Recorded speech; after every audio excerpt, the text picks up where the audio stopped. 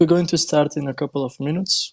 In the meanwhile, maybe Francisco, Raúl, you want to say... he's here. 1 second.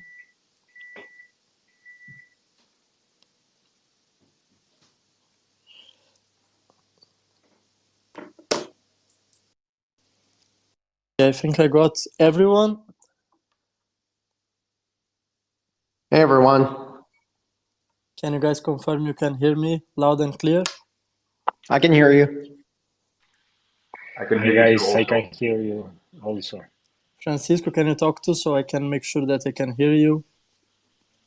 Yes, I can hear you loud and clear.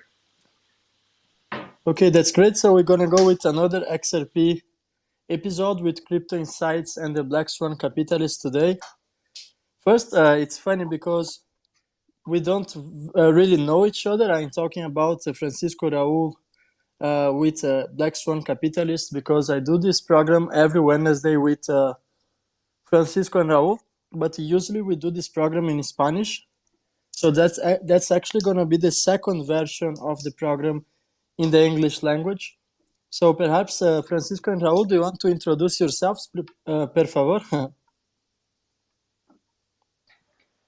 Yes, of course. So I'm Fran. I started creating content around XRP around 1 year ago, exactly, the 5th of August of 2022, on TikTok, specifically in Spanish, around the XRP topic, the Great Reset, and well, I don't know if I can say this in Twitter.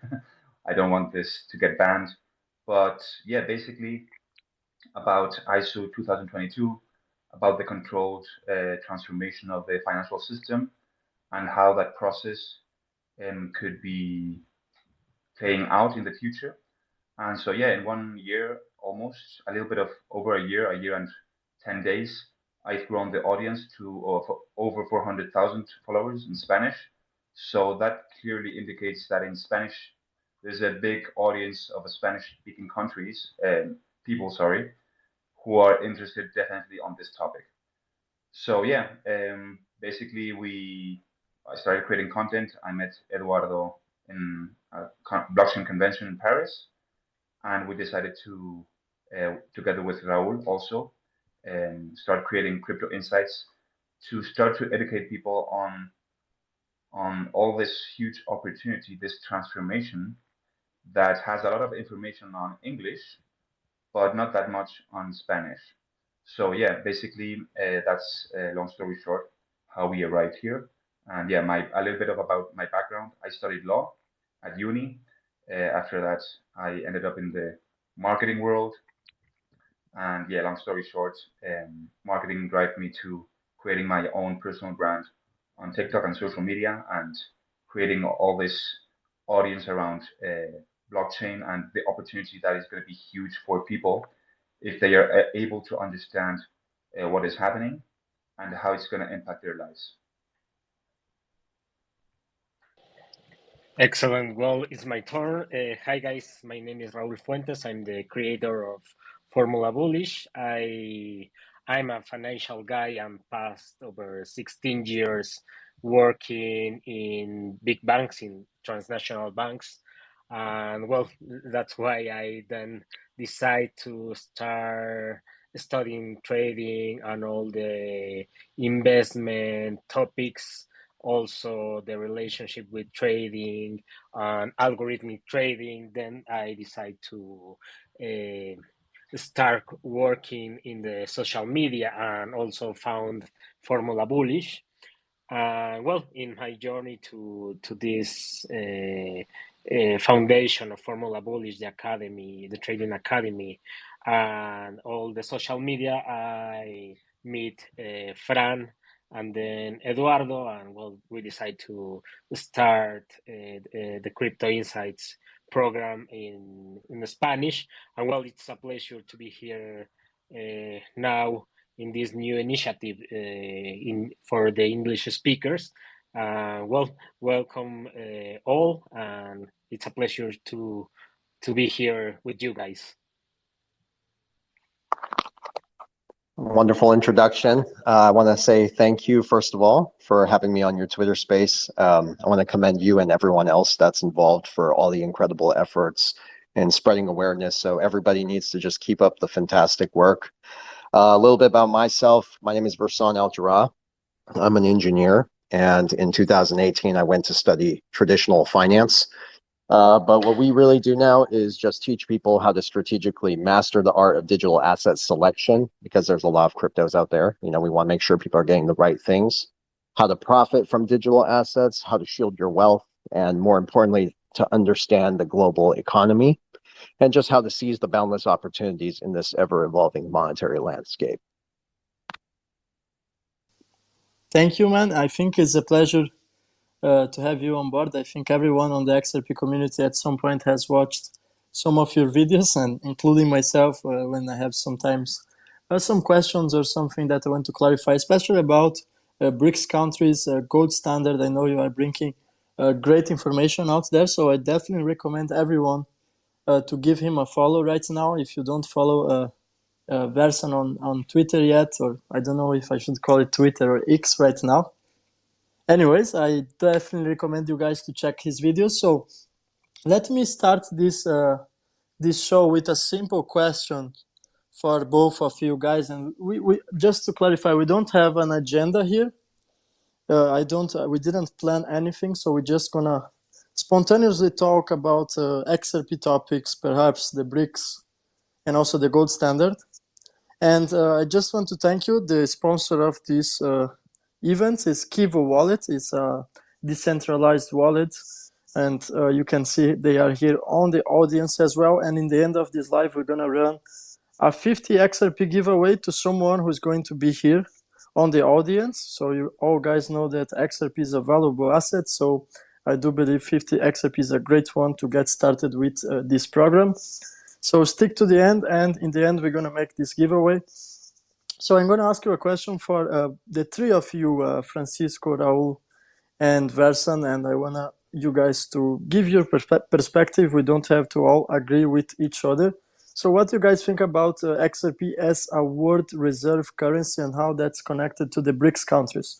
So we can start in the same order as before. So you can start, I think, Francisco, Raúl, and then Versan. Yeah. So yeah, I think it's a really interesting topic, right on the spot, specifically on what's happening geopolitically today. So there's many theories about how this transition is going to be, and I want to start off saying that we all are trying to do our best guess, right? We don't have a crystal ball, and we know some pieces of the puzzle. We know that gold is going to be important. That's why central banks are hoarding it right now. They're basically setting new records. And we know that DLT is going to play a role. So for me, what's happening with the BRICS and the role that XRP could play has different scenarios. But one of the scenarios I thought was very plausible, and I was very verbal about this in the past, was that I thought, I truly believed that Ripple was going to leave the USA, because honestly, right now everything is fine, but a few months back, things really looked a little bit difficult in the USA with the SEC. So luckily, we have the first digital asset with regulatory clarity in the world. That's XRP. But one of the scenarios, so the way I view this is, how do you I try to analyze things from the point of view of how do you justify this for the citizens, right? So what's the scenario where it makes sense for the average Joe to understand that XRP could potentially end up being the world reserve currency and having the role that the dollar has had until now. And it made a lot of sense that if Ripple leaves the USA, and the BRICS forced, for example, now we're in the initial part of the de-dollarization, we're searching for a new world currency that is gonna have the role of the dollar from a commercial point of view. So we're going to have to decide as a society, the G7, the G20, IMF, all of them together, how are we going to operate in the future? And for me, it doesn't make sense that the ruble or the yen or other currency of another country ends up substituting the dollar, because you're changing one volley for another one. So it's like the perfect opportunity to really rearrange the financial system and put a digital asset as the world reserve currency. And one of the scenarios that made a lot of sense with Ripple leaving the USA is that it would have given the sense to the people, to the world, that if the BRICS forced upon the USA to use XRP for trading, for example, you want to import goods, you're going to have to use XRP, and Ripple is outside the USA. It gives the public the feeling that United States is losing when actually they're not, right? Because Ripple is basically like saying that it's a government agency of the United States. If you analyze the board of directors, it seems like the CIA or the FBI. You have like it's huge. Like all the connection they have with traditional banking systems and public agencies in the USA, it's pretty massive. So the idea is how I'm having a difficult time to see how now in the future, from the perspective of the narrative, to convince people of the process, how XRP, if Ripple is not leaving the USA, is going to be forced from the outside, from the USA, force the USA to use XRP as trading dollar. So that was my perspective before the lawsuit. Now that the lawsuit has almost finished, I think it's going to be more USA forcing it to the rest of the countries. I don't know. I think it's good to keep an open mind to all the things that are going to be happening in the future, because I think there's going to be a plot twist at some point, something unexpected, something we might not know. We don't have all the pieces of the puzzle, right?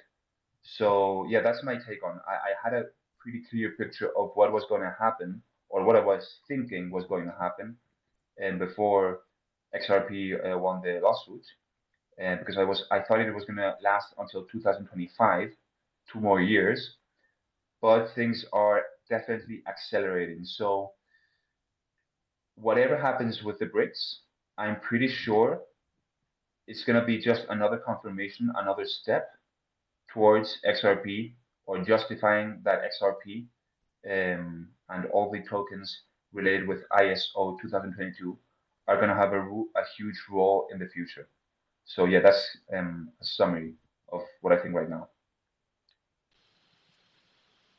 Thank you, Fran. Well, in my opinion, this starts when the United States decides to attack the system.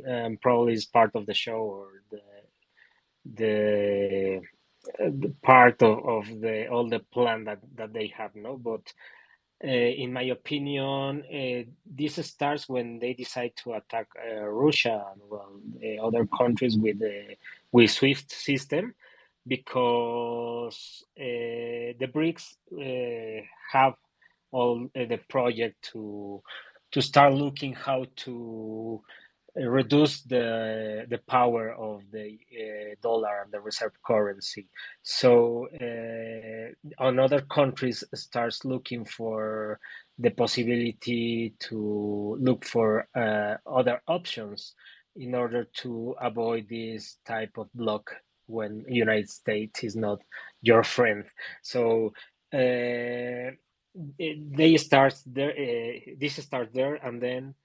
Well, in my opinion, this provoke a lot of things. The United States starts to lose power around 30% of the total of GDP, worldwide GDP, and all that stuff.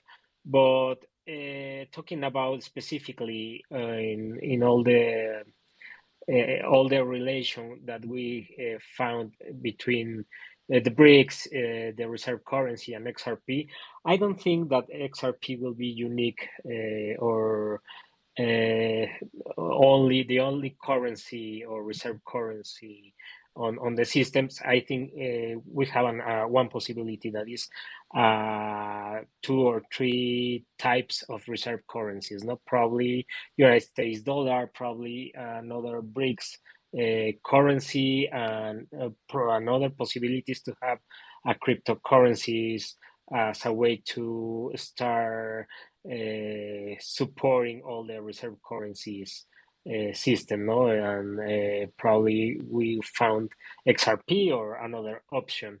That's something that will be interesting to look and to know, no? And that's a question also for you, Versan. I'm curious about what do you think about this possibility to have not only one reserve currency. Probably we have a basket of currencies related to a reserve currency or a way to make payments worldwide.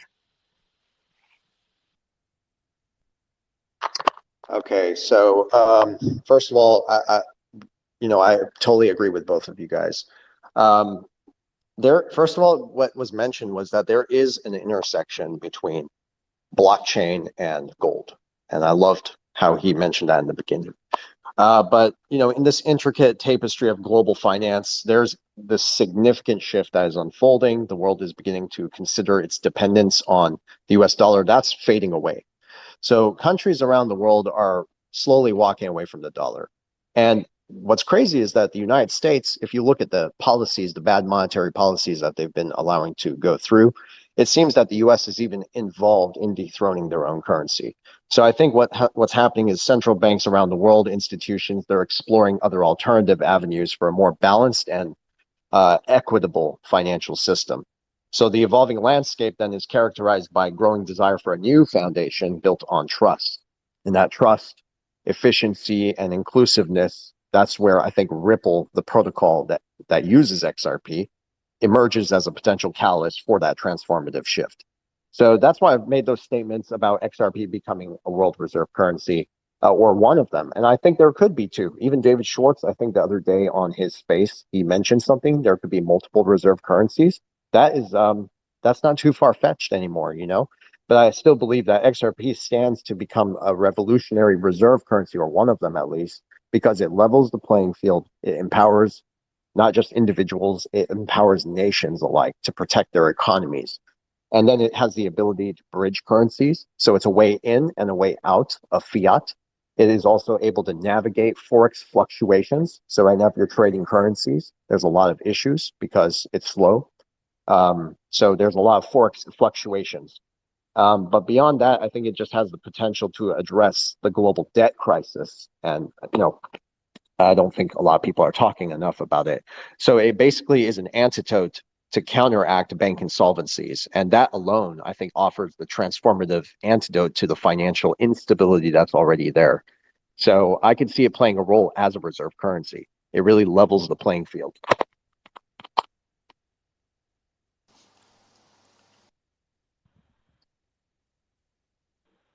And I you, hope that Edoardo, made sense. what's your take on? Did you guys hear that? Yeah, I can hear you very well. And well, I agree with you, Versan. I think this type of consideration in XRP as a reserve currency is amazing, and also the technology and the trust that we can have on this part of the system. No, nowadays we are migrating on blockchain, and all our life, in my opinion, will be part of the blockchain. Not only the currencies, also the ideas, the tokenization about the world. And probably is the next step. I don't know. What do you think, guys? But what about the tokenization of, for example, the derivatives market? We have a news recently news about the Ripple entering the ISDA as a member. So, in my opinion, is part of these baby steps that they are doing to doing something more big than only have the presence in the currencies or as a part of one bank system. No, probably this is made by to have or to be in not only one bucket of the system. Probably we will find Ripple and XRPL working in different ways to start tokenize the world and be part of the new financial system. I don't know. What do you think, guys, about this? Before answering the point you just made, Raul, about tokenizing the derivatives market, I wanted to add to something that Versan just said about David Schwartz, because I think people didn't really pay attention to what David Schwartz really said, or at least what I took from his Twitter Spaces that went viral. And one of the questions I guess more asked is, hey, why would countries let a bunch of XRP holders, for example, or ISO 2022 holders get rich off of this, right? And what I really liked about the approach that David Schwartz gave is that they're not thinking about us; they're thinking about themselves. So their their their view is they want to gain independence from the US. They don't want to be uh, blackmailed like Russia has been with the Ukraine war, um, with SWIFT, with other financial instruments, with the dollar, and they don't want to enter in these financial battles that have lasted a lot of time. So for them, it's, hey, we can continue like the system is right now, or we can start using digital assets um, to start trading, right?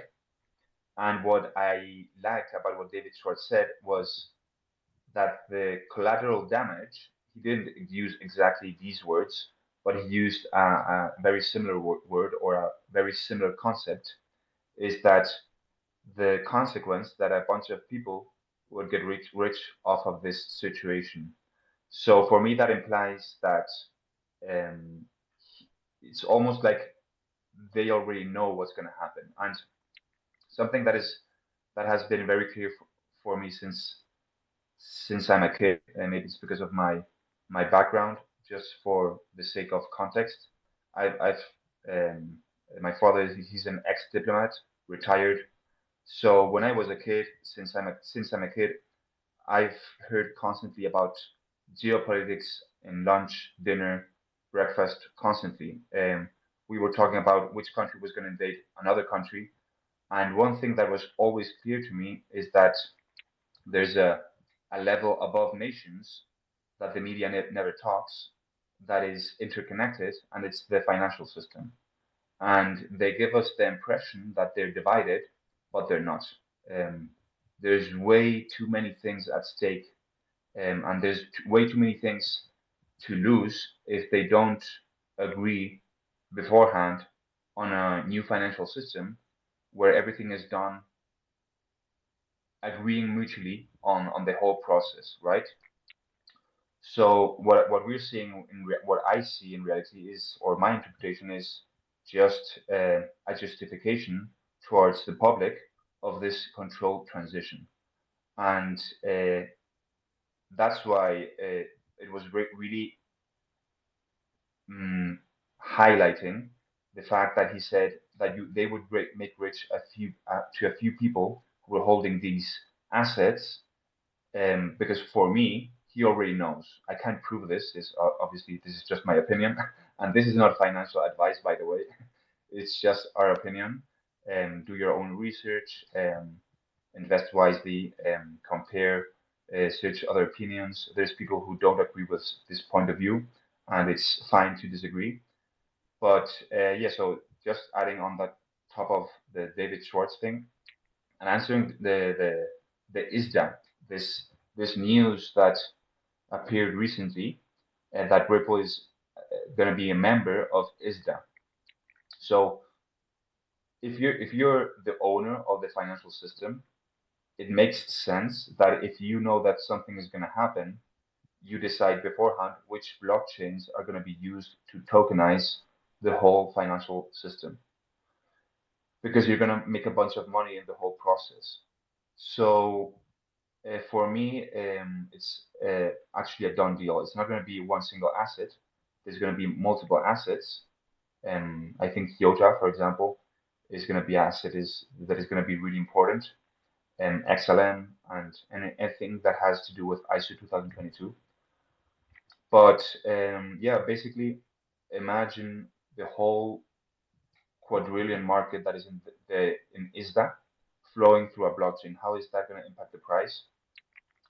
And how is that going to impact specifically the flow of money? We don't speak about this enough, but one of the benefits of tokenizing the whole financial system is that the velocity of money is going to increase dramatically. So, for example, if you use Stripe, it's going to take 7 days for that money to go from point A to point B. And if you're in a global economy and you're selling digital products, imagine being able to be paid for your product in 3 seconds instead of 7 days. That means that you're going to have access to that money beforehand. You're going to have more savings. More savings is going to be in the system. Banks are going to be able to lend that money faster. Credit is going to be given faster. Companies are going to grow faster. So I think that we're talking about, or at least with blockchain, we're really focused on how much the tokens are going to be valued in the future. But what we're not understanding is how it's going to impact the economy, the velocity, the flow of money in the economy. I think that's going to be a huge game changer, and something we really have to take into account. So what your point on, what's your take on Eduardo also and Versan about ISDA and what is happening with Ripple? First, I agree with basically everything you say, Francisco. I think when people see the new financial system, they think very often in a negative way.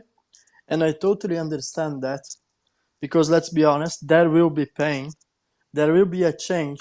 And unfortunately, many people who are going to join as consumers rather than early investors, they're going to feel this pain, especially more than the ones that are aware of the changes that are coming.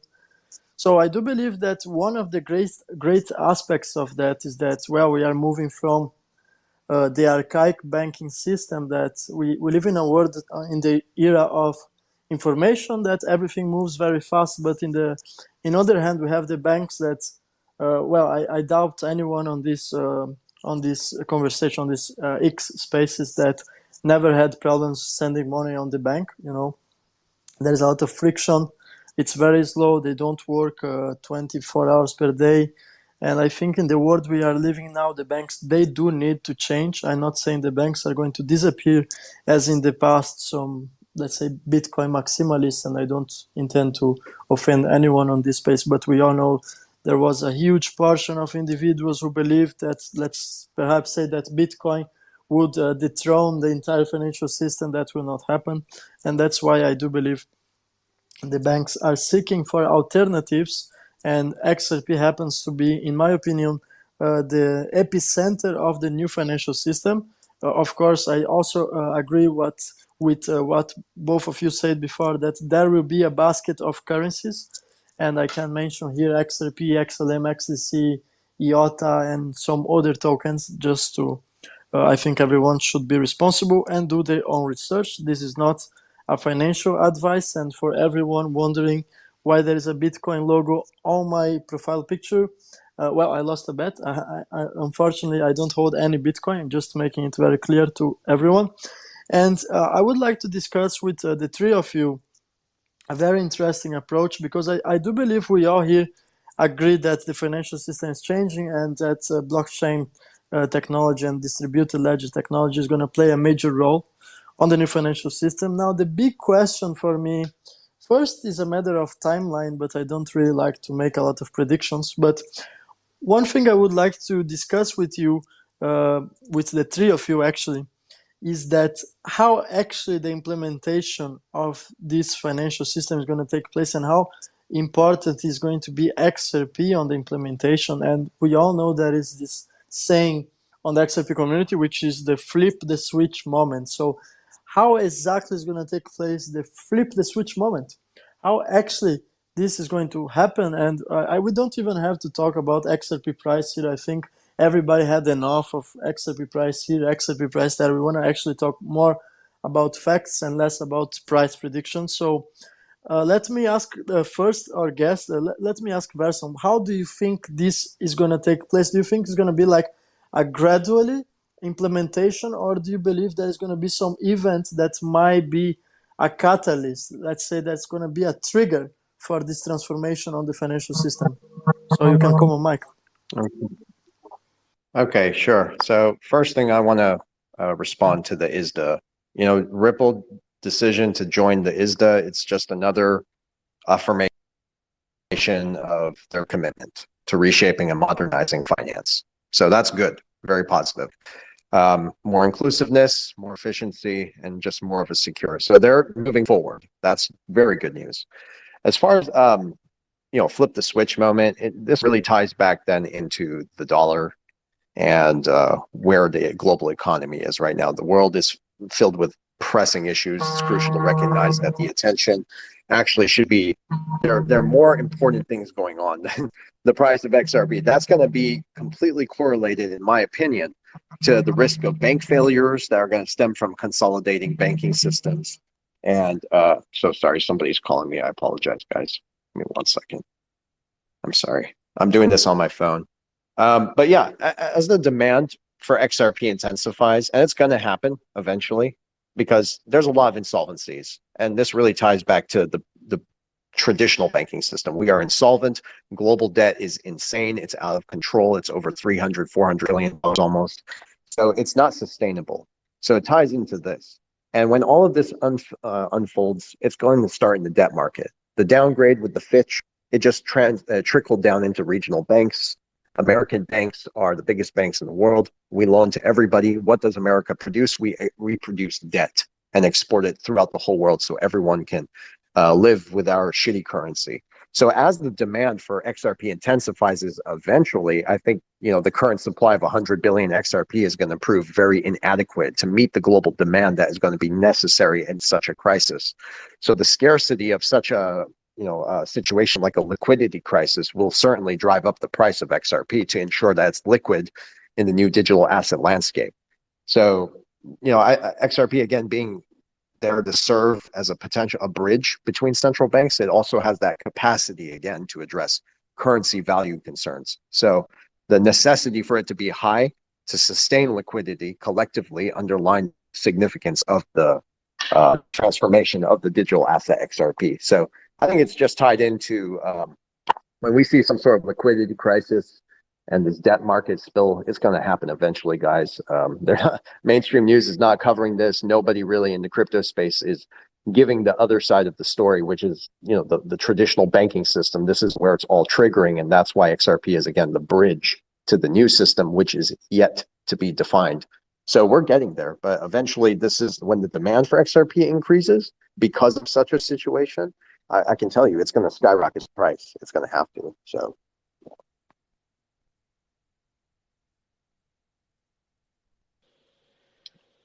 Well, talking about the question that Eduardo make related to how the process will be, I think, and I also agree with Versan, we have a huge liquidity problem in the world. And we start looking not only Fitch, also Moody's rating downgrades in specifically Moody's with the commercial banks. No, we have a problem with commercial banks, small commercial banks that lend the money to the offices and also the malls and all that stuff that they nowadays with the pandemic they didn't have the possibility to renew contracts or make another type of business, so they start losing also power, and they lose the possibility to have more gains. So these small banks have the two problems. The first one is the that the business are not paying the debts with the banks, and also the bank have a debt with the Federal Reserve, and this debt is was think with 2% of interest rate, and nowadays this interest rate is no longer available on the market. So they lend the money, they didn't receive the payment, and also this money that they expect to receive the payment is more expensive than they expected. So this liquidity problem bring something additional to the huge problem that United States has with the reserve currency.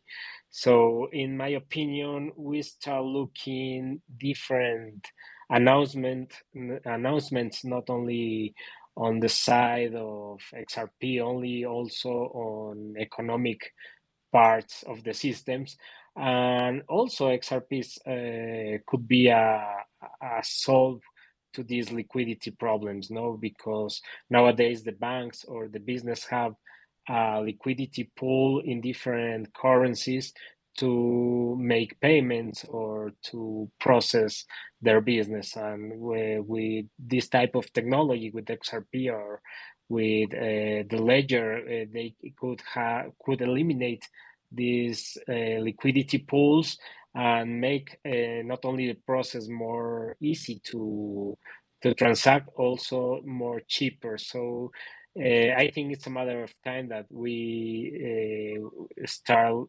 looking these announcements. Then, for example, if Bank of America announced that they will use XRP as an option, probably the impact or the switch, the switch, the switch starts when they decide to run the process, because the announcement is part of we start making the project, no? But when they start transaction the money or the currencies, we start looking that the escrow or the tokens available on the basket, we start running, and the price, in my opinion, we increment with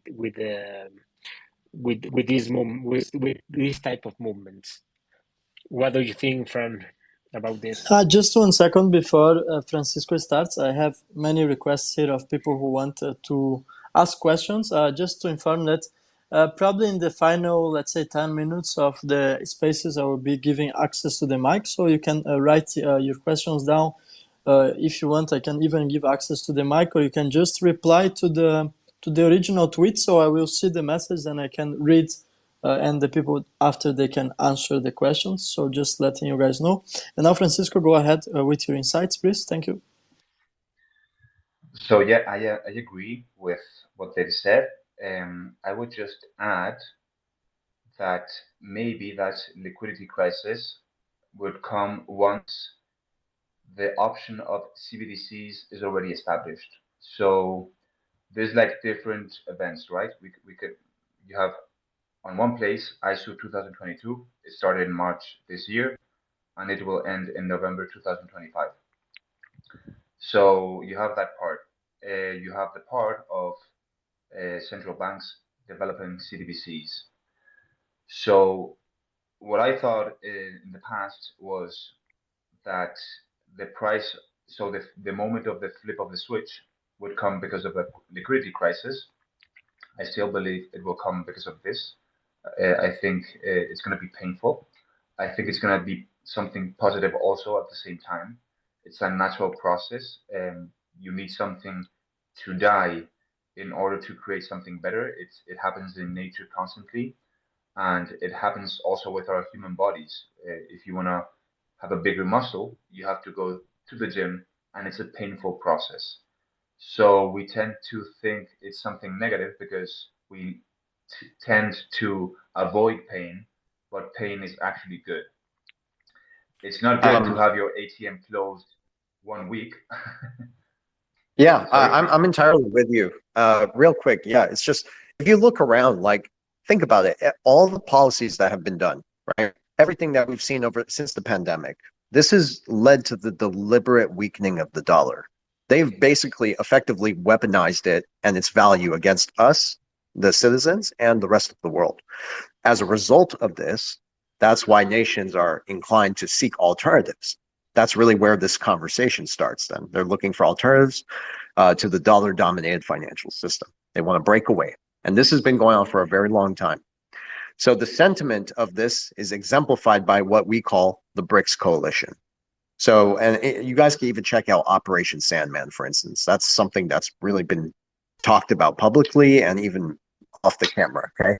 But the coalition represents a collective effort to walk away from the dollar and the paradigm of it and global financial architect that's built on trust and cooperation. And that's what we were talking about, leveling the playing field.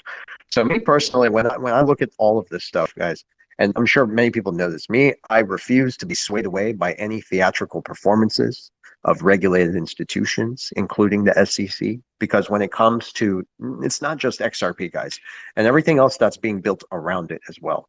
But people, their opinions and their actions are filled with so much noise and just misinformation. And I'm just so sick of it. Me and some of us here, we really stand very firmly in what our beliefs are. We know what we own. We understand the true potential of XRP as an asset and a store of value even. So, I don't let whispers divert me from recognizing all the possibilities that anyone who's holding XRP holds. So. Yeah, I agree. It's going to be the process. I agree with what you just said, Versan. The process, answering what Eduardo has asked, I think it's going to be painful. At some point, it's going to be a liquidity crisis. But the thing is, when is the liquidity crisis going to come? Is it going to come before CBDCs? Is it come after CBDCs? So answering the question, I think it's going to be around. I know it's impossible to give dates, and it's not good to give dates, but I think it would make sense around 2025, 2026, something around those lines, because I think they don't have yet all the financial system, all the ducks on a row. At least, I don't think it's going to happen in 2023. I might be wrong. I've been wrong in the past with timelines, so I'm open completely to being wrong with the timelines because it's difficult to predict something this big.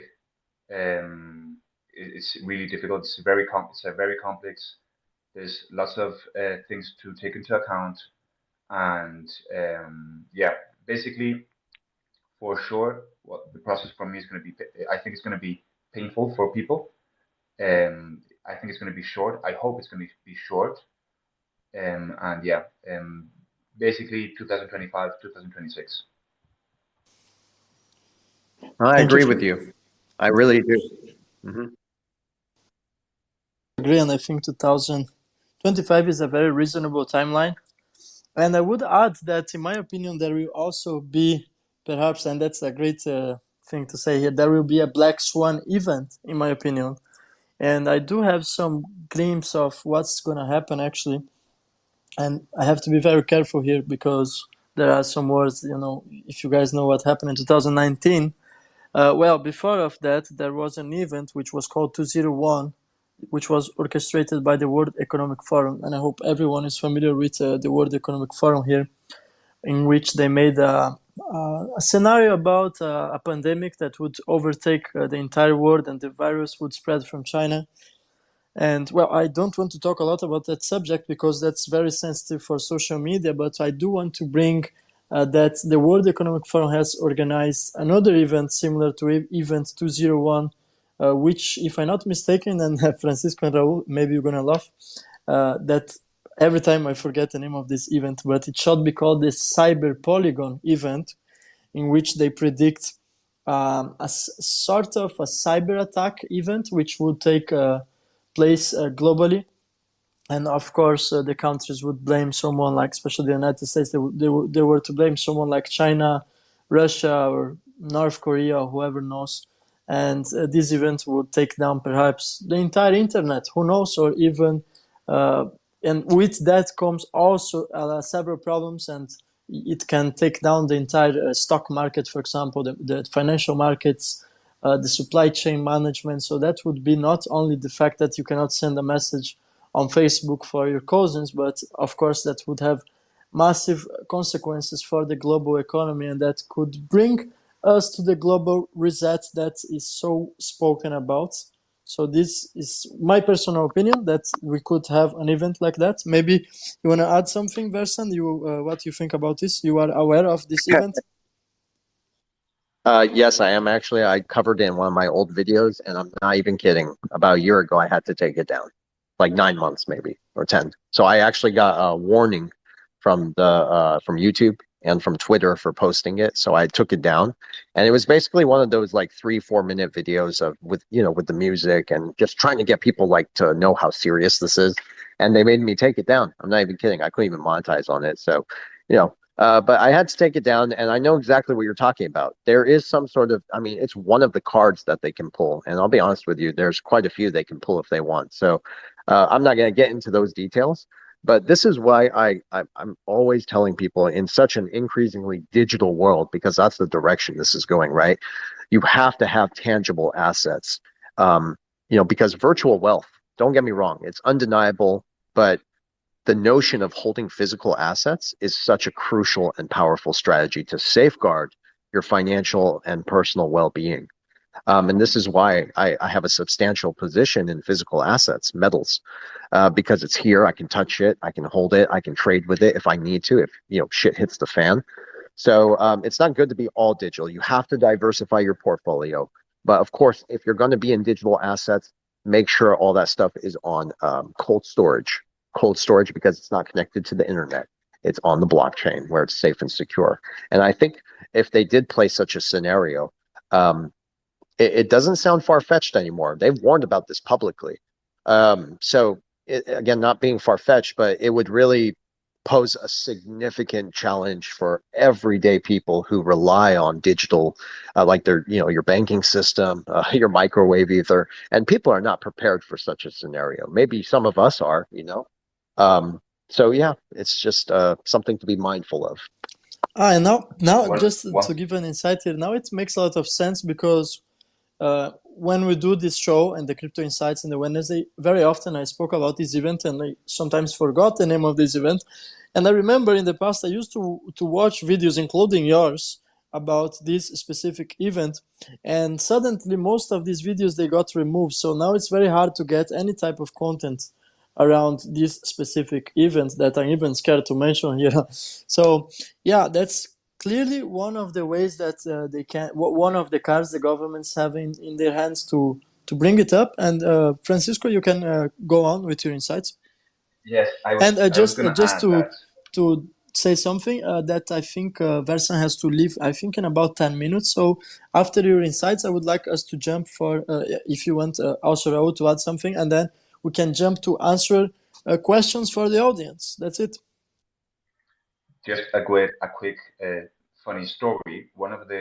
I've also suffered censorship on TikTok, and you might find this funny, Barsan, but one of the videos that was taken down, of course, every time I talk about a liquidity crisis, it's taken down. Not that much nowadays, but specifically at the beginning.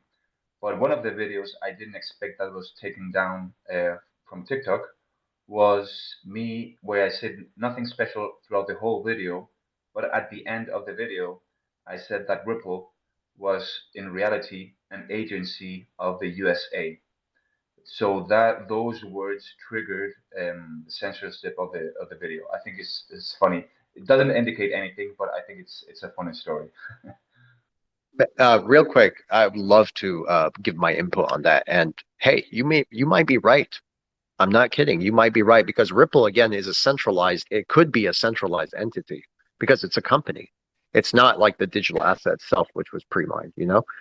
So the question is, it really is concerning, and this kind of ties into what you said earlier. Well, I have a friend. I'm gonna publicly share this. That's fine. I have a friend. We've interviewed him on our channel. He's a 14-degree Mason, and he actually shared this with us. He told us that they are going to present a hero, in a sense. They're going to present a hero, a double-edged sword. That's what they'll call it. That way, people start to lean towards a false liberty, a false freedom, and even a false messiah. He said that to me over the phone. So what I then tweeted once was that I believe that they are intentionally trying to bring all this up out into the open in order to confuse us like a massive psyop. So at the end of the day, governments are not going to go away. And this is why, again, people should be positioned outside the system and within the system, because this could go anyway. We really don't know. And like you said in the beginning, we're all trying our best on research and reading and going back and forth in conversations like this to figure out what the hell is going on. So we have an idea. But think about it. If we're going digital, what are the chances that's not going to be regulated by some nasty motherfuckers out there? Excuse my language, guys. Okay. I just get frustrated with the direction the whole country is going in. Everyone's all for this. Okay. In governments too. So it could be a trap. You never know. But I don't want to be a digital gulag. So I position in and out of the system. And I encourage everybody listening here to do the same. Yeah, I completely agree. I hope it goes the positive way. I think specifically now in time, it's kind of like of a question mark. It can go both sides, but I really hope it goes in the right direction because if not, the line down the road can be really disturbing. But yeah, I agree with everything you just said. Yeah, and I'm with you guys, and many of us, I think we all have a good understanding of how this is unfolding. So, as long as we have our community like this, and community is something also we teach, and I'm sure everyone here knows that, but the importance of community, of like-minded individuals, even if we don't agree on everything, at least we can come together and work together and even save each other from a potential disaster. But if you're positioned in and out of the system, you're going to be safer than the rest because most people are going digital. I can't believe it. People are already giving out their eye scans for this new world coin. Have you seen this? Yeah, I've seen it. I haven't done it personally, and I don't think I'm gonna do it in a long time. But yeah, it's like people don't see the pieces of the puzzle going all together because yeah, it all ties up with smart cities and all this topic. So yeah, let's envision between all of us a positive timeline where these things we only see like the positive part of it. But yeah, anything can happen. So let's keep an open mind and totally agree with owning physical stuff, even if you can own land, not depend on like centralized systems. The more independent you are, the better. But at the same time, understand the system, and if you can profit of the process, the better. Agreed. Yeah, I agree with you guys. And all I want to add is related to the storage. Agree with storage, your coins, your digital assets in a cold storage. But additionally, if you want to add additional security to your devices, you can buy also a Faraday bag and gave additional security because this bag could avoid any wireless connection through the exterior. So probably, in my opinion, we need this additional protection for our assets. And I agree also to have metals and all this stuff as an investing option in your wallet. I'm totally with you guys, and I gotta say this, but what you guys are doing here is so commendable, including what I'm doing too. We are really trying to help people foster uh, all this stuff while going to this next level, this digital transformation. So the importance, again, yes, cold storage, Faraday bags, they're cheap. You can get them on Amazon, but it does protect your digital devices from cyber attacks, solar flares, anything connected to the internet. So I do the same thing for my laptop.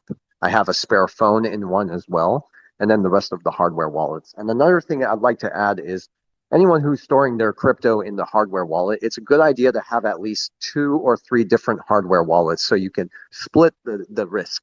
If your stuff is all in one and you lose your keywords or they get stolen or something like that, it's better to have them in multiple so you don't, if one gets corrupted, you can't still get your other two. And never put this stuff in a digital format, obviously, your 24 seed phrase. Don't put it on your phone. Don't put it on your laptop. Make sure it's on paper. So sorry, we got off topic, guys, but yeah. Well, I think that's not off topic. I think that's essential for people to actually protect their investments. And I do believe that we should not put all of the eggs in the same basket. And in my opinion, it's essential to focus on digital assets, gold, silver, commodities in general, and real estate as well. I think land is very important. And throughout the history, the people who actually purchased lands, they succeed a lot, especially throughout the century. So I do believe that land is also going to be very important for the next decade. And if you guys allow me now, let's give access here to some people to ask some questions. I know that Versan, you have to leave in a couple of minutes, so I'm going to start giving access to Mike, some people that were actually asking the questions. And in the end of the spaces, I'll be running the 50 XRP giveaway from someone on the audience. Just make sure to qualify for this giveaway, you have to follow all of the co-hosts and the participants. So that includes Francisco, it's Coach FEO, Formula Bullish, and the Black Swan Capitalist, which is Versan. You can find them on the top of this page. So let me give access here. It's Mo. I saw you raise your hand some time ago, so let me give you access to the mic. I just invite you and you can ask your question. Let's see if he's listening to this. Give me some reactions if you are. Yes, you are now a participant. You can unmute yourself. Let's give him some seconds because I have also, yes, you can hear, just confirm to me. There is also this, his username is RT55, which is also asking access. I'm going to quickly give you access to the mic and you can ask your question. Let's give them some seconds. And I do have also some other questions here. I actually would like to address this one to Versan. There is some comment here that says that central banks are buying gold at an all-time high, and he's asking, why isn't the price of gold moving up substantially? Perhaps you are the best one to answer this one. Okay, yes, absolutely. So the price of gold is 100% manipulated, even the COMEX. Silver prices go, palladium, they've been manipulating the precious metals market since Nixon took it off the gold standard, okay? In order so that the institutions can print as much money as they want. And by doing that, what they've essentially done is built the military-industrial complex and completely devalued the currency. But the gold price is manipulated so that way they can continue to collect as much as they can throughout the whole world while still making profit on the COMEX as well and playing the markets. But the whole thing is 100%. I'm not even kidding. It's rigged, guys. Even the stock market is rigged, okay? And some people even are suggesting that the crypto market is rigged too. And we've seen that with FTX and some of the other stuff. So, the evidence is in the pudding, man. It's out there. But the precious metals market, what they're doing right now is Bank of International Settlements has, people already know this. It's fact. They've reclassified it from a tier 3 asset class, which is high risk, to a tier 1 asset class, which is zero risk, guys. That should have been on world news. But if that was on world news, everyone would start buying gold and dumping dollars right there and then. But people don't read, they don't follow up with this stuff, so everyone missed it. However, people like me and some other individuals out there, we hopped on it real fast. But the price of gold is manipulated. Now, when they're ready, and they will be soon, and this ties back into what our first co-host said in the beginning. He said that there was an intersection between blockchain and precious metals and or commodities. And I agree with him entirely. He's absolutely right. So they're going to reset the price of these very soon. And that all the price of gold, what is it going to be at, right? In my humble opinion, I believe that price of gold, an ounce, could be over $10,000. And that's a bit exaggerated, I get it, okay? But it will gradually start working its way to $3,000 to $4,000. And that's going to be a result of systemic risk as a result from the debt market. And that's kind of what I said in the beginning. All of this shit is going to start in the debt market, 100%, guys. Because the debt market is the only thing America produces, debt all over the world. Once that shit goes down, the whole thing is going to reflect on the global economy. And then the price of metals is going to go through the roof. It's going to have to. And another thing also, all that money and treasuries all around the world, it's going to be looking for a place to sit under. So visualize the physical amount of metric tons of gold, okay? And taking all that money on derivatives, stocks, whatever, okay? And putting it under a few 100 ounces of precious metals. The price would go through the roof. And the whole idea about Zimbabwe having about $12 trillion of gold, that's bullshit. They did that to manipulate the price of gold, and gold went back down. So they're playing games, guys, I'm telling you. Physical assets, gold has been sought for thousands of years. It's the most important metal out there. It's used in all your phones, all your electricity. It's used in airplanes, jets, space programs, whatever. So gold is very essential. I agree completely with the fact that specifically the crypto market is completely rigged. Like all of it is rigged, but specifically the crypto market, and they're gonna. I was trying to be modest.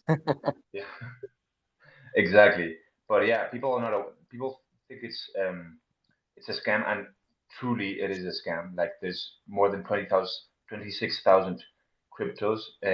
Most of them are gonna disappear, exactly like in the dot-com bubble. But at the same time, we had Amazon, we had Google in the year 2000. And I think the same history is going to repeat.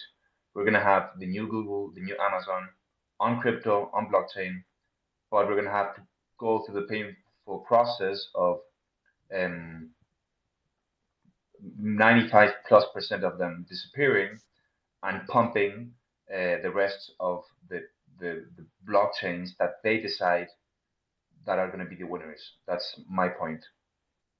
Agreed. And if I can add something too, this is not part of the question, but I hope I answered his question I tried to the best of my ability. I hope it satisfied him. But a lot of the crypto assets people are talking about, many people still believe that these technologies are competing against each other. Many of them, okay, and there I understand 22 something thousand cryptos. Yeah, many of them are competing. Those are called copycat blockchains, and like he said, most of them are going to get wiped out. That's true. You can't have that. There's too many blockchains fighting for the same thing. It's not going to happen. Okay, but what's interesting is that some of these blockchains, the ISO coins, for instance, they're not competing with each other. They're complementing each other, because that's what interoperability is all about. These are technologies that are targeting different niche places in the global marketplace, serving different parts of it, right? And they're all still interoperable, so they can work together in a seamless fashion. And I think that's really the crux of this, is that these technologies are not really fighting each other. They're complementing each other, So they're all going to be built in with each other in a sense. I hope that made sense, but yeah. Absolutely. Guys, can I ask a quick question? Sure, man. Yes, I gave you access on the mic before, so you can go ahead with your question. Sure, thank you. I'm big on XDC, XLM, and XRP, but I've been doing a lot of research as of late, and there's another coin called SHX, which is with Stronghold. Do you guys have an opinion on that particular asset? Unfortunately, at the moment I don't. I haven't actually heard of it. Okay. I know there's one that's being built on XDC right now. It's called XSP, I believe. Yes. They were doing some interesting things, and I was looking into it. And a friend told me it was an ICO, initial coin offering, so I just kind of backed off to just watch it a bit. That's Yeah, I more don't than blame you. any other coins. I'm very sketchy about ICOs, initial coin offerings, because what they do is they raise money, and then they have their burn fees, and that's how they get returned, and then they try to get listed on other exchanges. And, it's just, I don't know, man. I try so hard to just focus on what we know has insane potential, um, and everything else. I there's so many options, guys. Even Casper, even Cas, KAS. That I made some good money on in the last few weeks. I told people to get in at 2 cents. It's at 4. It's running on the Bitcoin blockchain, and I'm not a big fan of Bitcoin, but if you guys know how the cycles work, Bitcoin is going to get propped up again. So they're going to delay a little bit with this ETF shit, but they're going to prop it up again. They're going to have to, because the Federal Reserve is being demanded to do more, and that means inflate. So they're going to have to print more money again. Bitcoin will have to go up again, and KAS is running on that Bitcoin blockchain as a layer 1 protocol that can facilitate transactions faster and cheaper for Bitcoin. So I know there's some potential, you see. So I put a little bit of money into that, and I've already profited, and I am holding it for another 6 months just to share that with you guys. But it's not financial advice. So I do look into some stuff, but it's just I'm not good with this. So, me personally, I've heard about Stronghold, but I can't give you an informed opinion about the project. But I like something that Warren Buffett once said. It's kind of cliche, but I agree with him with this, and it's that diversification is how ignorance, I think it's the word he used, protect themselves against lack of formation, education. So what I'm trying to say is that the more I study about ISO 2022, the more I study about XRP, XLM, XTC, it's true. There's not going to be one winner. There's going to be plenty of winners, Yoda, and so on. But the more I study, the more I narrow down on less than 7, 8 tokens, not more than that, because yeah, there's more than 26,000. So you can really get distracted chasing all the opportunities, and you really only need like 5 good ones. That's it. Yeah, this is what they call fear of missing out. So it's an emotional response. So me, yeah, I don't do that stuff. I try my best not to. There have been so many of my friends and people who I trust, and they're doing very well, and they keep saying, check this out, check this out. I don't have time for that crap. I invest in what I know is going to be used and utility based, and the rest of it is just noise. And until that, this takes off, I'm focusing more on the inflation, because that's very scary. People need to think about the inflation and what it's going to do to people by next year. I'm not kidding about this, guys. It's going to be very tough. And like he said, the process is going to be painful. So make your investments, forget about it, put it in cold storage, focus on skill sets, focus on acquiring tangible assets, focus on becoming more relevant as AI takes all the jobs. Yeah, that's actually great advice. I do believe that inflation is not only in the next year. If we just see, at least I am located in Europe, and I know Francisco's here as well. Raúl's in Mexico, and he's in Texas, I get, in the United States. And I think this is taking place worldwide. We just see the prices are skyrocketing for everything. I know it's like, at least in Europe, you take 100 euros, that's 4 or 5 years ago, you could do a bunch of stuff with 100 euros. Today, you can barely go to do the grocery shop. So I do believe it's time for everyone to really try the best version of themselves and learn new skills, because inflation is coming, the world is changing, but there is also plenty of opportunities out there. If you are qualified enough, if you're actually realizing what is happening, you can actually position yourself before the majority, before the 99%. That's why we focus here on becoming the top 0.1%, we not only hold XRP and wait, but we also have a tendency to always tell people to be the best version of themselves and not just sit on the computer and wait for the crypto wallets to pump, because that's not enough. That's my opinion. And let's see, there is another person who wants to make a question here. Is Shidera or Kidera? I don't know exactly how to pronounce your name, but I'm going to give you access to the mic. And let's see. And in the meanwhile, maybe if you guys want to add something, Raúl, Yes, I wanted Francisco. to add quickly just the concept that when you are this kind of investor and a utility investor, we're searching for real utility in the world, you're gonna miss on other opportunities. And you have to be fine with that because you're gonna see people who's gonna earn money with Pepecoin, with Memecoin, with Frogcoin, or all these alternative coins that have no utility, are absolute scams, and you just have to do one thing and it's basically be patient. Be patient.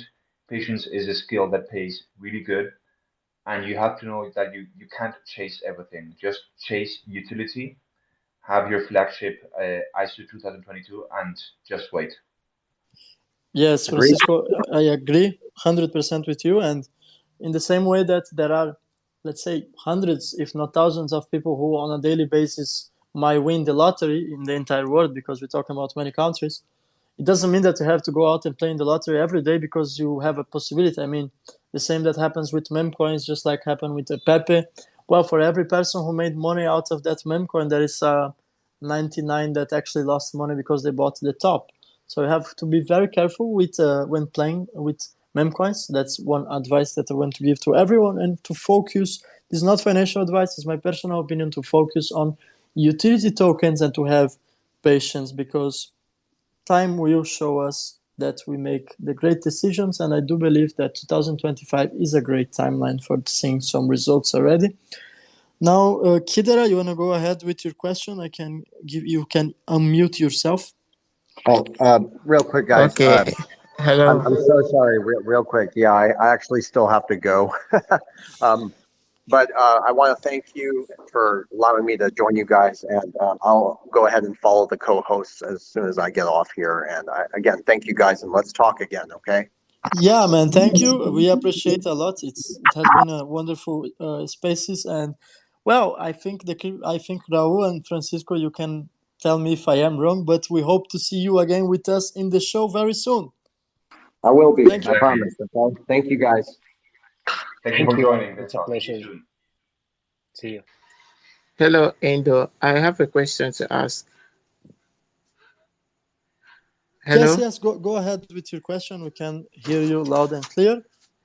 Okay, my question goes like this. Like this SRP, because I'm new in this Binance app, so because I normally see this app on YouTube, so I say let me just give it a try. Because I follow you people up on Twitter and some other apps, especially on Facebook. I normally search a lot about it. And there's something I'm hearing about this SRP is going to be high in the next 2 years coming. So my question is that is it going to rise at the, let me say, like 2025? That's my question. Yeah, thanks for the question. First of all, guys, he's a beginner, so I think it's first of all very great that you are joining the spaces, making questions. I can clearly see you get started in crypto perhaps recently, so congratulations, you are doing a great progress in my opinion. I think everyone should be doing the same, should be doing their own research, and if they are beginners, well, you can still come on and ask questions. Now, just to quickly answer his question, we don't specifically give timelines or price predictions of XRP or when is it exactly going to take off. That's very hard to predict. Now, in my opinion, just my personal opinion, not a financial advice, I do believe that in 2025 there are going to be plenty of events at a global scale that might take might actually cause XRP price to increase. That's how I want to answer this question. Francisco and Raúl, do you want to add something on top of that? Sure, as you said, Eduardo.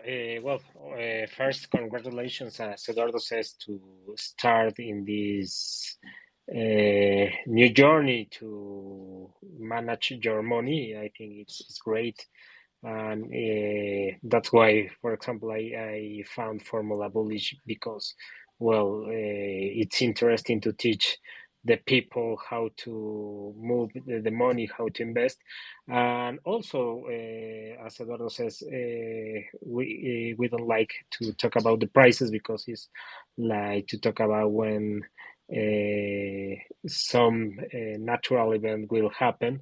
But in my opinion, also this invest will be a good invest between 1 year to 5 years. So there's a bunch of events that needs to happen to see the price increasing. But also, in my opinion, it's a good time to start investing in this type of assets.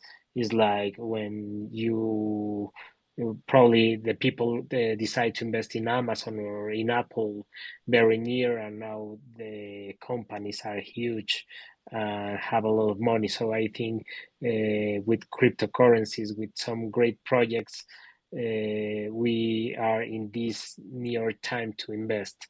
And also, well, my recommendation is to keep you informed, read the projects that you want to invest in order to have more experience and also more information about the projects that probably were interesting for you.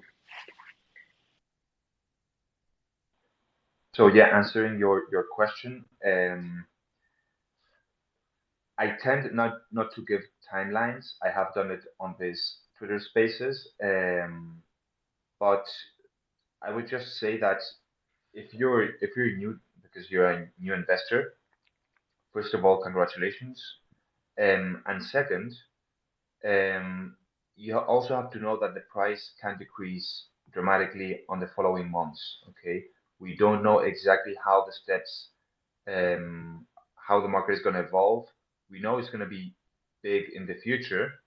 Big is a we don't know how big. Okay, let's leave it there. It's going to be big, but in the meanwhile, there's going to be problems, so the price might decrease. And I think people don't think about this much, but if we go through a liquidity crisis, we're going to see everything drop probably significantly, right? So that's going to affect also the price of XRP and all the tokens related to ISO 2022. So you're going to have to be prepared mentally to see something you might don't like to see, and that's fine because probably there's going to be a correlation between the solution and the problem. So yeah, just basically, lo- uh, I said in this call 3 years. I think I thought 6 months ago, I thought completely different. I thought it was going to be 2030. I think it's much closer than what we think. Obviously, this is not financial advice, but things are getting pretty bad. um, De-dollarization, and specifically today, Michael Burry, who is a guy who he shorted, went he went against the housing market in 2008, made a lot of money, and he has published that 95% of his portfolio is shorting the majority of the index funds. So that should tell you that he doesn't think it's far away. If it's not far away, it means the solution to the problems we might face as a liquidity crisis won't be far away either. So yeah, let's just keep an open mind about prices, about timelines. I think 3 years is something reasonable, specifically with what is happening right now on a geopolitical level with the markets, the ratings, and so on. But yeah, 2025, 2026, probably sooner, but time will tell. Okay, so we have another person asking for a question here. It's user Kaiser Key. His Twitter name is actually DR, so you can actually come on mic. I'm gonna add you as an active participant. Raúl, if you want, or Francisco to add something, and I think, okay, let's see. Well, I only want to add that, as Francisco says, be patient.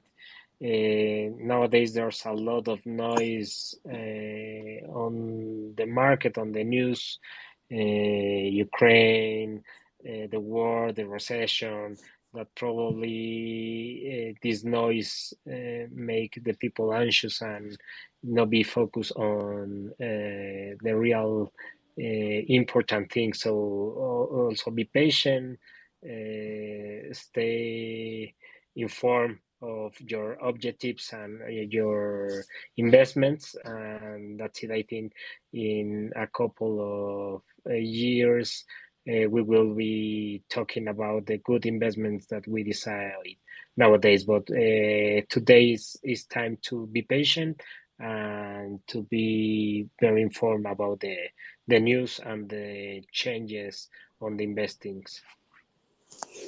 I'll just add that Hi. I would just quickly add 1 second that I would focus on controlling your emotions, like on developing yourself, because if people can't handle what is happening with the market now, imagine in the future. So just focus on developing yourself, emotional control, and developing good skills, good habits, and patience, and that's it.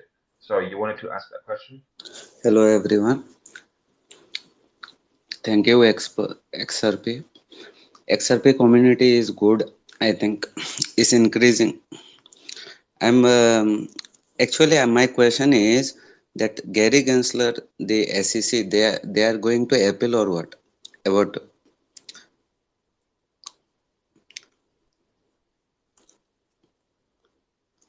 SEC is going to Apple about the security. Yes, Okay, yes. so if Yeah, just telling that we understand the question because he was going to repeat because I didn't mute him. Thank you for your question. And okay, Francisco, you can go ahead and answer. So yeah, I think this is a really good question because I will answer the question with something that Monica Torres said recently. And in a recent interview, because of the ruling of the Judge Torres, she has publicly stated that the banks are starting conversations again with Ripple for use cases to help them basically. So that tells you that the banks, their financial system doesn't care anymore about the court case. For them, it's already finished because they know that, like, put yourself in the shoes of the bank, some bank like Bank of America or JP Morgan or Santander. These are huge banks. If they're thinking of, if they are actually engaging again with Ripple, that means they don't care, and they don't care about the appealing. They know it's done. They know it's dead. They know the court case. Maybe they will appeal. Maybe it will drag down until 2025, and it's okay. But until another judge says otherwise, the rule of the land is that XRP is as a cryptocurrency. It's not a security. It's a currency. So for them, that's what is important, and that should tell you that at this point, the lawsuit is irrelevant. At least this is my take on what is happening with the court case. There was some kind of doubt before Judge Torres said XRP is not a security, but now that we have the green light of the financial system saying, hey, we are talking again with Ripple, that means it's done. Yeah, thank you for your insights, Francisco. I do actually agree with you. Now, as a matter of law, XRP is not a security, and in any case, to reverse that decision would take years. So by now, time is by our side. We all know that in my opinion, this is a very well orchestrated political theater. And well, I want also to say that there is Pitch Blacks. He sent a request, and if you want to ask a question, you can actually go ahead on the mic and ask your question. And I want also to welcome Amelie, who just joined the Twitter Spaces here. She's very active on the XRP community. So welcome, and you can go ahead with your question. Unmute yourself.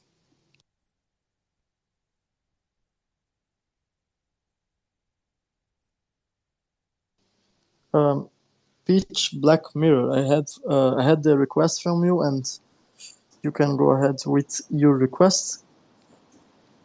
And in any case, Francisco, Raúl, you want to add something else? Because I don't think he's listening, maybe? Yeah, I am listening. Actually, I am asking that institutional sale is security. That's it, now. No, so what the judge has said is that the way it was sold is a security. XRP in all the cases is a currency, but it can constitute, in the way it was sold, an investment contract. That's the difference. So in all the cases, XRP is not a security.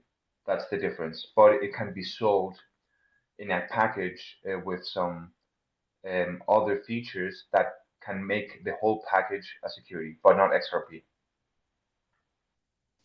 This also has just gave us a clear idea that now financial institutions are going to purchase XRP from the exchanges as well. So that's, in my opinion, also a very positive sign. And okay, I don't see more requests for coming on the mic here. If anyone wants, you can still actually raise your hand and come on the mic. Now, if you allow me, I'm going to actually choose the two winners for the XRP. It's going to be 25 XRP for each one. And this is sponsored by Kiva Wallet. And by the way, guys, if you were a bit confused with what happened to Ledger a couple of months ago, where there were some posts by Ledger themselves affirming that they were sharing the seed phrases. And well, there has been a lot of confusion around Ledger. If you don't feel comfortable with Ledger anymore, I do recommend you to take a look at Kiva Wallet. You can actually find them on my profile. So Francisco, Raúl, in the meantime that I'm choosing here the two winners, perhaps you want to leave the final thoughts for the audience, and I'll be back in 2 to 3 minutes. Yeah, of course. So I repeat this in all the calls and all the crypto insights in Spanish, but I don't see it in English because this is our second one. But I would encourage everybody to start getting involved in any shape or form with blockchain. Create a community, start creating content, go to events, get in touch with people who are like-minded, because you're going to need it in the future. And specifically, start developing skills that are going to be useful in the future. So learn about marketing, create an audience, learn about how to build a business, learn any kind of skill that is going to be useful in the future, because in 10 years time, you're going to be thinking yourself that in 2023, you started building something that is going to be specifically very valuable once we move towards a more technological society, where every time it's going to be a little bit more difficult to find the traditional job 9 to 5, right? So you don't have to do everything at once. Just start one step by another one and get involved, learn a little bit every day, and go to conferences. I'm going as a speaker to the World Token Congress in Madrid, the 19th and 20th of October of in a few months. So you can find actually online tickets in my profile. There's a discount also. You can apply and you'll get a 20% discount. And even if you can't go physically, you can go online. So there's no excuse to start getting involved with all this ecosystem that is going to be huge in the future. That they're building everything right now, actually. So it's not late. Get in and get involved. And you, Raul, what's the last thing you wanna I say agree to with you. I think the world will be very different for now. In 10 years, we will have different ways to look the world, the blockchain, the artificial intelligence, the jobs will be very different. So we need to adapt to these changes that we are facing now. And I think it's a great opportunity to start looking different ways to learn this new world that is coming, because well, at the end, if we adapt more quicker than the rest of the people that are not prepared, I think we will have better possibilities to make it great in the near future. So be informed, get or be part of different communities of information that you are interested, and study, invest. Well, that's my advice for today. And of course, it's not financial advice, but if you can get your hand on a few tokens of ISO 2022 related, that's also a good idea. But no, I would say just invest in yourself. It's the best investment you can do. Having digital assets is great. Having physical assets like gold, silver is great. If you can own the piece of land, that's great. But the best investment always is going to be in yourself. So don't be shy and invest in yourself. Spend the money, learn, because maybe it doesn't make sense now in 2023, but it will definitely make sense in the future once all of this ecosystem grows exponentially, because we are at the beginning of it. And you will be glad that you were investing in the platforms, in the education to understand what is happening. So yeah, that's basically the key idea. Eduardo, how is it? Do you already have the winners? How is it going? Yes, so I have picked up one randomly winner. So the first winner is Pablo Palazón Casanueva. I think the username is Wilmore1969. And I'm going to announce the second one. I need a couple of seconds because I use a software. And just a reminder, to qualify, you have to be following me and the two co-hosts. And you, if you are the winner, please send me the XRP wallet to my DMs, and you're going to receive the XRP. And okay, give me a second here, and I'm going to announce the second winner. I'm just checking if they are following all of the criteria. And the second winner is, let me see, okay, CFC XRP, which the username is Cascunfalson1. So you can also send me a DM with your XRP wallet. And just to finish the spaces, I want to thank you everyone for joining the spaces. And well, we do the crypto insights in Spanish every Wednesday. So if you are a Spanish speaker, probably you already know that. You can join us on Francisco's TikTok, actually. And well, about crypto insights on Twitter, we still have to define more specific dates, but for sure we're going to be making more episodes. So stay tuned, because we're going to see you guys in the next episode. Thank you, everyone, and have a great Monday or Tuesday, for depends the time zone that you are. Something else to add, Raúl, Francisco? No, thank you Thank you. everyone for being here. It's great to have crypto insights now in English with all the topics that we are talking about and are very hot, these topics nowadays. See you on next episode in Crypto Insights in English. And if you are a Spanish speaker, you can also join us on Wednesdays on TikTok. Thank you guys for being here. Thank you for your time. Thank you, Raul. Thank you, Eduardo and Marcel. He already left. And yeah, really looking forward to meeting you next time. And yeah, we'll definitely have more crypto insights in English with more guests for sure. So yeah, let's keep it up and see you next time, guys. Thank you.